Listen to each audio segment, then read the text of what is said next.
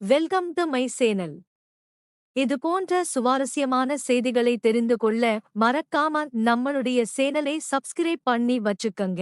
என் முதலாளி அம்மா அவளுக்கு மசாஜ் செய்ய சொல்லி என்னை அவள் அறைக்கு அழைத்தாள். நான் அறைக்குள் சென்றதும் விளக்கை அணைத்துவிட்டு என் அருகில் வந்தாள். என் அருகில் வந்து என்னுடைய ஆடைகளை அவளே கலட்டினாள். அதன் பின்பு நானும் அவளும் சேர்ந்து விடிய விடிய என்னுடைய பெயர் ஆனந்த். நான் 20 வயதானவன். என் முதலாளி அம்மா என்னை தன் வீட்டுக்கு அழைத்து வந்தார். தினமும் எனக்கு 150 ரூபாய் கொடுப்பார். மேலும் அவர் காலுக்கு மசாஜ் செய்ய சொல்வார். நானும் சரி முதலாளி அம்மா என்று சொல்லி 150 ரூபாய்க்கு ஒப்புக்கொண்டேன். மேலும் நான் அவருடைய காலுக்கு மசாஜ் செய்வேன். ஆனால் ஒரு நாள் இரவு முதலாளி அம்மா இன்று அறையின் விளக்கை அணைத்துவிடு என்று சொன்னார். நானும் அமைதியாக விளக்கை அணைத்தேன். என் கால்களும் ஆடிப்போயன. என் கைகளும் முழுவதுமாக நடுக்கம் எடுத்துக்கொண்டது. நான் கடந்து வந்த வயது ஒரு பையனுக்கு மிகவும் முக்கியமான காலகட்டமாகும். இத்தகைய சூழலில் ஒருவரின் காலுக்கு மசாஜ் செய்வது எனக்கு ஒரு சோதனைக்கு குறைவானது அல்ல. முதலாளி அம்மா என்னை அவருடைய கைக்கு மசாஜ் செய்ய சொன்னபோது நான் சில நிமிடங்கள் அவரை ஆச்சரியத்துடன் பார்த்து கொண்டிருந்தேன். இதை நான் எப்படி செய்ய முடியும்? ஆனால் என் அப்பா முதலாளி அம்மாவின் எந்த வார்த்தைக்கும் மறுப்பு சொல்லாதே என்று சொல்லியிருக்கிறார். அவர் மிகவும் இரக்கமுள்ள பெண்மணி. நீ அவர் மனதில் இடம் பிடித்தால் சம்பளத்தை விட அதிக பணத்தையும் கொடுப்பார் என்று சொல்லியிருந்தார். அவர் எனக்கு பணம் கொடுத்திருந்தார். அதுவும் முழு 150 ரூபாய். மேலும் இந்த பணம் உனக்கு மட்டுமே என்றும் சொன்னார். நானும் மகிழ்ச்சியாக இருந்தேன். ஆனால் அவர் என் கை கால்களில் மசாஜ் செய் என்று சொன்னபோது நானும் அதிர்ச்சி அடைந்தேன். எப்படி ஒரு பையனை வைத்து மசாஜ் செய்ய சொல்ல முடியும்? நான் எதுவும் சொல்லவில்லை. ஆனால் அந்த நேரத்தில் நான் மிகவும் மோசமாக பயந்து விட்டேன். அவர் என்னுடைய அறைக்கு அழைத்துச் சென்றார். என் முயற்சி என்னவென்றால் என் முழு கவனத்தையும் வேலையில் மட்டுமே வைப்பதுதான். நான் ஒருமுறை கூட என் கண்களை அவர் பக்கம் திருப்பவில்லை. நான் இங்கே வேலை செய்ய தொடங்கிய போது ஆரம்ப நாட்களில் வேலையின் வழக்கப்படி முதலாளி அம்மா அறையில் நுழைந்தபோது இன்று எனக்கு ஏதோ விசித்திரமாக தெரிந்தார்கள். அவர் நிறம் ஏதோ விசித்திரமாக இருப்பதாகவும் அவர் முகம் வியர்வையில் நனைந்திருப்பதாகவும் எனக்கு தோன்றியது. அவரும் அதிர்ச்சி அடைந்தார். எனக்கும் தெரியவில்லை. அவர் என்ன நினைத்துக் கொண்டிருந்தார் என்று என்னை பார்த்ததும் சட்டென்று என்னை பார்ப்பதை தவிர்த்தார். நான் சிறிது ஆச்சரியத்துடன் முதலாளி அம்மாவை பார்த்து கொண்டிருந்தேன். முதலாளி அம்மாவுக்கு உடல்நிலை சரியில்லை என்று எனக்கு தோன்றியது. நான் எப்போதும் அமைதியாகவே முதலாளி அம்மாவுக்கு சேவை செய்வேன். ஆனால் இன்று நான் சிறிது தயக்கத்துடன் அவரை பார்த்து முதலாளி அம்மா நீங்கள் நலமா? ஏன் பதட்டமாக இருக்கிறீர்கள் என்று கேட்டேன். என் குரலில் இயல்பாகவே மரியாதை தெரிந்தது. மேலும் அவர் எனக்கு ஒரு நல்ல பெண்மணியாகவே இருந்தார். இளம் வயதிலேயே அவர் எனக்கு ஆதரவளித்தார். மேலும் என் துயரமான வாழ்க்கையை செழிப்பான ஒன்றாக மாற்றுவதில் முதலாளி அம்மாவின் பங்கு முக்கியமானது. அதற்கு பதிலாக அவர் என்னிடம் எப்படிப்பட்ட வேலையை கொடுத்தாலும் எனக்கு கவலை இல்லை. ஆனால் அவர் கொடுத்த பணத்தால் என் வாழ்க்கை மாறிவிட்டது. என் வீட்டின் சூழ்நிலை மாறிவிட்டது. என் கேள்விக்கு அவர் இல்லை என்று தலை அசைச்சு நான் நன்றாக இருப்பதாக எனக்கு ஆறுதல் அளித்தார். அது எனக்கு மிகவும் உதவியாகவே இருந்தது. அப்போது அவரும் எனக்கு ஆறுதல் அளித்தார். ஆனால் அவருடைய வார்த்தைகள் அவருடைய முகத்தில் தெளிவாக தெரிந்தது. அவர் எதையோ மறைக்கிறார் என்றும் அவருக்கு அந்த நேரத்தில் ஏதோ கவலைகள் இருந்தது என்றும் பல மாதங்களாக அவர் என்னை வீட்டு வேலைகளைச் செய்யச் சொன்னார். என்றுதான் முதல் முறையாக மசாஜ் செய்ய சொன்னபோது நான் முழுவதுமாக பயந்து போனேன். ஒன்று அவர் வீட்டிலேயே தனியாக வசித்தார். அவருக்கு கணவரோ அல்லது குழந்தைகளோ இல்லை. இதை கேட்டவுடன் நான் முதலில் அமைதியாகிவிட்டேன். ஆனால் இன்று நான் அவர் காலுக்கு மசாஜ் செய்தேன். ஆனால் என் கைகள் முழுவதுமாக நடுங்கின. முதலாளி அம்மா ஒரே ஒரு நாள்தான் இப்படி மசாஜ் செய்வார் என்று நினைத்தேன். ஆனால் தினமும் அவர் என்னிடம் மசாஜ் செய்ய சொல்லி தொடங்கினார். முதலாளி அம்மாவின் எந்த வேலையையும் நான் இவ்வளவு தயக்கத்துடன் உணர்ந்ததில்லை. ஏனென்றால் அவர் சாதாரண மனதுடன் என்னிடம் சொல்வார். ஒரு விசித்திரமான விஷயம் என்னவென்றால், நான் முதலாளி அம்மாவுக்கு வேலை செய்யத் தொடங்கியதிலிருந்து அவர் என்னை மிகவும் அன்பான பார்வைகளால் பார்க்கத் தொடங்கினார். அவர் முன்பு எனக்கு ரூ. 150 கொடுப்பார். ஆனால் இப்போது ரூ. 300 கொடுத்தார். அவருடைய இந்த கருணை எனக்குள் ஏனோ உறுத்தத் தொடங்கியது. இன்றும் வழக்கம் போல் முதலாளி அம்மாவுக்கு மசாஜ் செய்யத் தொடங்கினேன். நான் 18 வயதிலிருந்தே வேலை செய்து வந்தேன். ஆரம்பத்தில் இந்த வேலை எனக்கு மிகவும் சங்கடமாகவும் இருந்தது.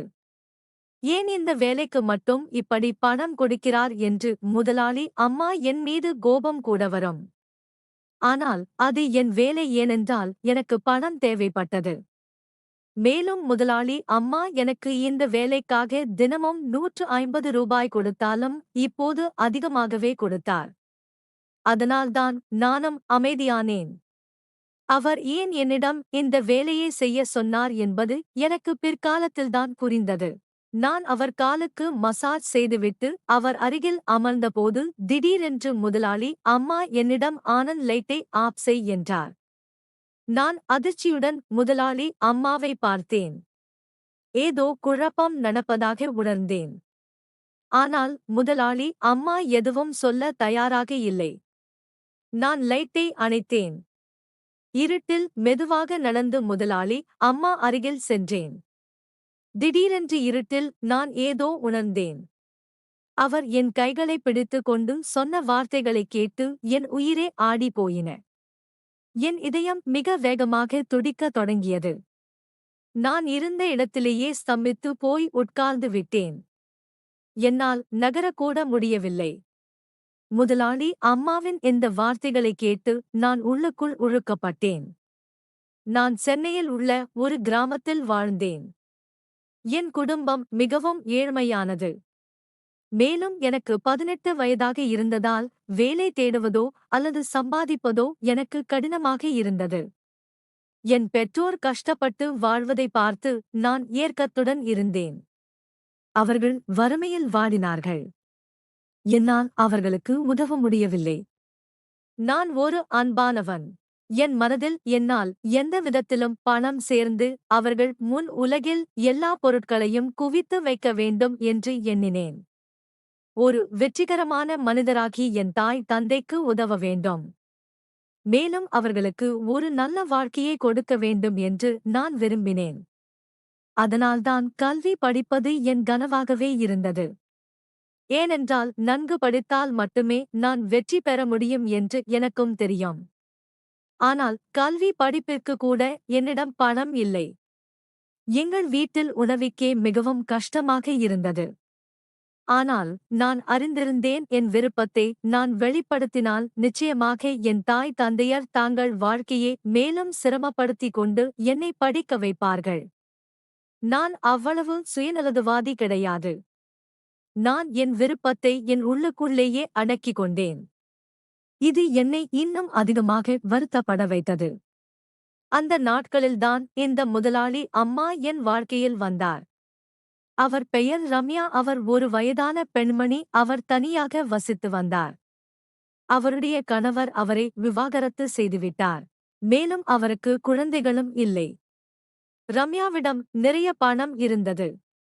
ஆனால் அவர் தனியாகவே இருந்தார். எங்கள் கிராமத்திலும் அவருக்கு நிறைய நிலங்கள் இருந்தன. ரம்யாவுக்கு தன் நிலத்தில் ஏதோ ஒரு முக்கியமான வேலை இருந்தது. அவர் எங்கள் கிராமத்திற்கு வந்தபோது என்னை கூர்ந்து பார்த்து ஏன் பள்ளிக்கு செல்லவில்லை என்று கேட்டார். நானும் வருத்தத்துடன் அவரிடம் என் சூழ்நிலையை எடுத்துரைத்தேன். மேலும் என் சூழ்நிலை காரணமாக என்னால் படிக்க முடியாது.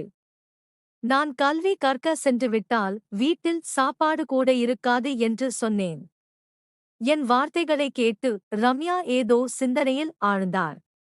பிறகு என் வீட்டுக்கு வந்து என் தாய் தந்தையரிடம் பேசினார். அவர் வீட்டில் உள்ள சிறிய வேலைகளுக்கு என் வயதில் உள்ள ஒரு பையன் தேவை என்று சொன்னார். என் தாய் தந்தையர் இவ்வளவு சிறிய வயதில் எங்கள் மகனை வேலைக்கு அனுப்புவது எப்படி என்று யோசித்துக் கொண்டிருந்தனர். மேலும் அவர்கள் என்னை பற்றி தவறாக எண்ணிவிடக்கூடாது என்றும் யோசித்துக் கொண்டிருந்தார்கள். ஆனால் நான் முன்வந்து அந்த வேலைக்கு சம்மதித்தேன். ரம்யாவிடம் நான் உங்கள் எல்லா வேலைகளையும் செய்ய தயாராக இருக்கிறேன் என்று சொன்னேன். என் உற்சாகத்தைக் கண்டு என் பெற்றோர் சற்றே ஆச்சரியம் அடைந்தனர். நான் என்ன செய்யப் போகிறேன் என்று எனக்கு அப்போது துளியும் தெரியவில்லை. ரம்யா அவர் சொன்னது போல சிறிய வீட்டு வேலைகளை செய்ய சொல்வார். மேலும் நான் எல்லா வகையான வேலைகளையும் செய்ய தயாராக இருந்தேன். நான் மகிழ்ச்சியுடன் சம்மதித்ததால் என் தாய் தந்தையரும் அமைதியாகிவிட்டனர். ரம்யா என் தாய் தந்தையருக்கு ஒரு நல்ல தொகையை கொடுத்தார்.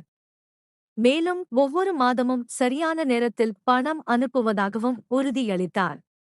இதனால் எங்கள் வீட்டில் சூழ்நிலையும் மேம்படும்.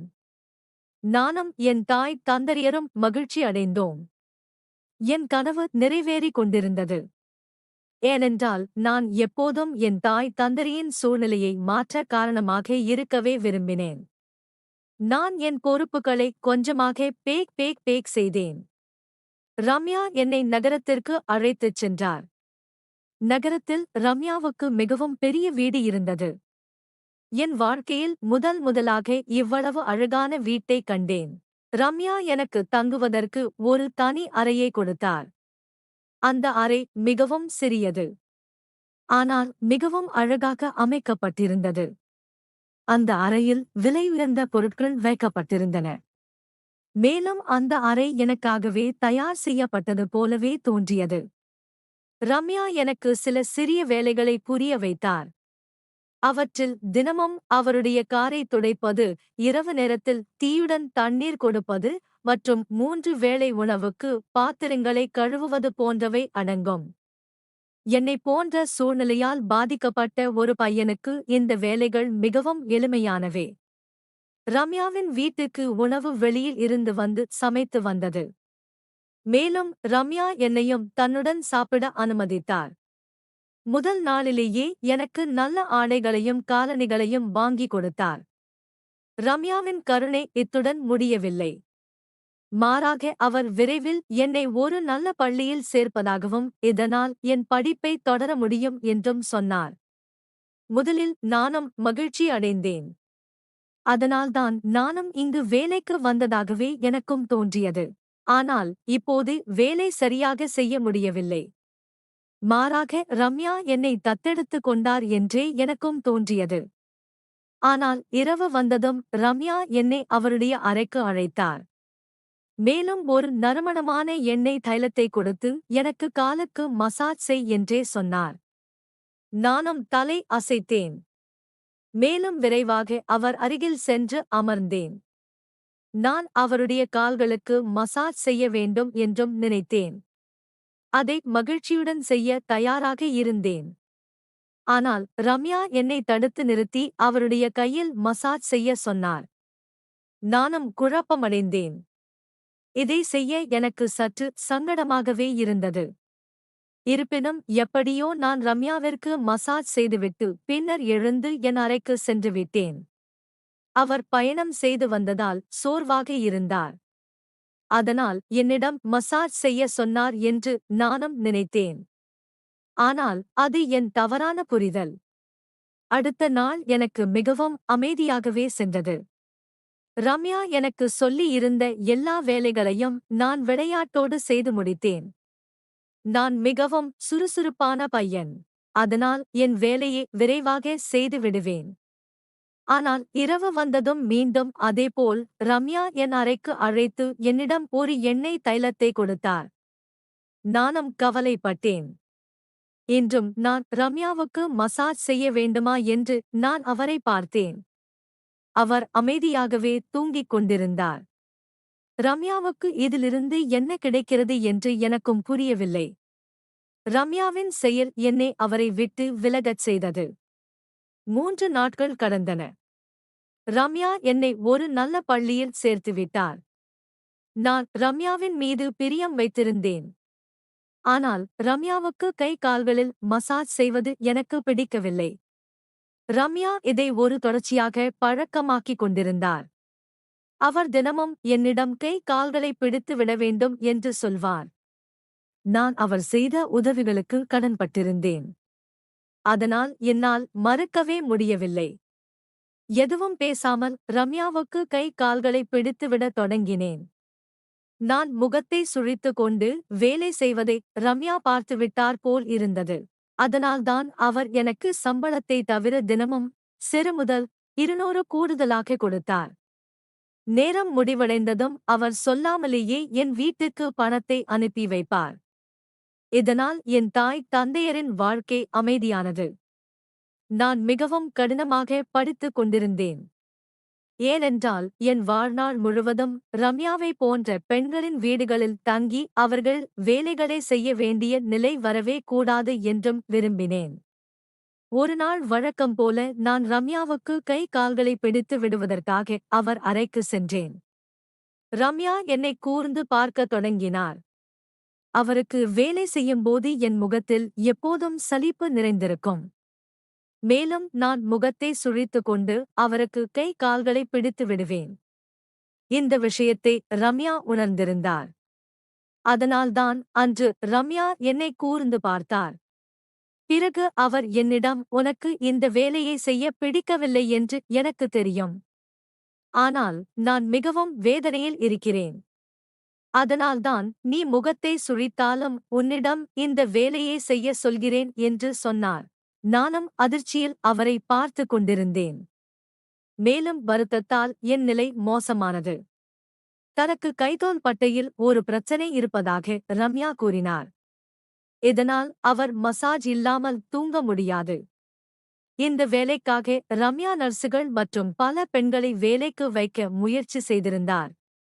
ஆனால் அனைவரும் ஏதேனும் ஒரு காரணத்தை சொல்லி விலகிவிட்டார்கள் போல. சில சமயங்களில் மிகவும் வேகமாக மசாஜ் செய்துவிட்டு போவார்கள். சில சமயங்களில் மசாஜ் செய்யாமலேயே போய்விடுவார்கள். வேறு வழியில்லாமல் ரம்யா என்னை வேலைக்கு வைத்தார். மேலும் நான் அவருக்கு மசாஜ் செய்ய மறுக்கக்கூடாது என்பதற்காக எனக்கு இவ்வளவு உதவிகளை செய்திருந்தார். இவ்வளவு சொல்லிவிட்டு ரம்யா அமைதியானார். ரம்யாவின் வார்த்தைகளால் நான் முழுவதுமாக வருத்தப்பட்டேன். எனக்கு இவ்வளவு உதவி செய்த பெண்ணுக்கு நான் அந்த நன்றி கடனை கூட திருப்பிக் கொடுக்க முடியாமல் போனேன். அன்று முதல் நான் ரம்யாவுக்கு முழு மனதுடன் மசாஜ் செய்ய தொடங்கினேன். மேலும் ஒருபோதும் ரம்யாவின் முகத்தை சுழிக்கவில்லை. ரம்யா என்னிடம் மிகவும் அன்பாக நடக்கத் தொடங்கினார். நான் இப்போது வாலிபனாக விட்டேன். ரம்யா மிகவும் வயதானவர் ஆகிவிட்டார். ஒருநாள் வழக்கப்படி நான் ரம்யாவிற்கு மசாஜ் செய்ய அறைக்கு சென்றபோது ரம்யாவின் நிலை மிகவும் மோசமாக தோன்றியது. நானும், என்ன ஆட்சி முதலாளி அம்மா என்று கேட்டேன். ஆனால் ரம்யா சொல்ல தயாராக இல்லை. நான் மசாஜ் செய்ய தொடங்கிய போது முதல் முறையாக ரம்யா என்னிடம் லைட்டை அணைக்கச் சொன்னார். நானும் ஆச்சரியப்பட்டேன். ஆனால் அவர் சொன்னபடி செய்துவிட்டு அவர் அருகில் அமர்ந்தேன். அந்த நேரத்தில் ரம்யா என் கையை பிடித்துக்கொண்டு, இன்று என் உடல்நிலை மிகவும் மோசமாக இருக்கிறது. எனக்கு நெஞ்சில் வலி ஏற்படுகிறது. என் நேரம் நெருங்கி விட்டதாக நான் நினைக்கிறேன் என்றும் சொன்னார். எனக்கு வியர்த்து கொட்டியது. நானும் அமைதியாக அமர்ந்திருந்தேன். ரம்யாவும் சொன்னார், ஆனந்த், நீ என் மனதை கவர்ந்து விட்டாய். எனக்கு ஒரு மகன் இருந்திருந்தால் அது நீயாகத்தான் இருந்திருப்பாய். நான் எப்போதும் உன்னை என் மகனாகவே கருதுகிறேன். நான் என் சொத்து அனைத்தையும் உன் பெயரில் எழுதி வைத்துவிட்டேன். உன்னை நீ நன்றாக கவனித்துக்கொள் என்று ரம்யா இவ்வளவுதான் சொன்னார். அவர் அசைவற்று போனார். நான் உடனே எழுந்து லைட்டை போட்டு ரம்யாவை பார்த்தேன். விரைவாக மருத்துவருக்கு அழைப்பி விடுத்தேன். ரம்யாவுக்கு சுத்தமாக பேச்சு மூச்சு இல்லை. மருத்துவர் வந்து பரிசோதனை செய்தார். மேலும் ரம்யாவின் மரணத்திற்கான காரணத்தை கேட்டபோது எனக்கு பெரிய அதிர்ச்சி ஏற்பட்டது. நான் அழுது அழுது பைத்தியம் பிடித்தது போல ஆனேன். ஆனால் எங்களுக்கிடையேயான தாய்மகள் உறவு போன்ற உறவுதான் இருந்தது. ரம்யா எப்பொழுதும் ஒரு மகனிடம் அன்பு செலுத்துவது போல் என்னிடமும் அன்பு செலுத்தினார். என்னை அவருடைய மகனாகவே நினைத்தார். அவருடைய வழக்கறிஞர் அடுத்த நாளே அவருடைய முழு சொத்தையும் என்னிடம் ஒப்படைத்தார். நான் இப்போது மிகவும் பெரிய பணக்காரன் ஆகிவிட்டேன். மேலும் ரம்யாவின் வீட்டிலேயே வசிக்கிறேன். என் தாய் தந்தையரும் என்னுடன் வசிக்கிறார்கள். என் வாழ்க்கை மிகவும் நன்றாக மாறிவிட்டது. என் முதலாளி அம்மா ரம்யா மிகவும் நல்ல பெண்மணியாக இருந்தார். நண்பர்களே, இது போன்ற நல்ல உறவுகளை நாம் சந்திப்பது மிகவும் நல்லதுதான். இந்த வீடியோ பிடிச்சிருந்துச்சு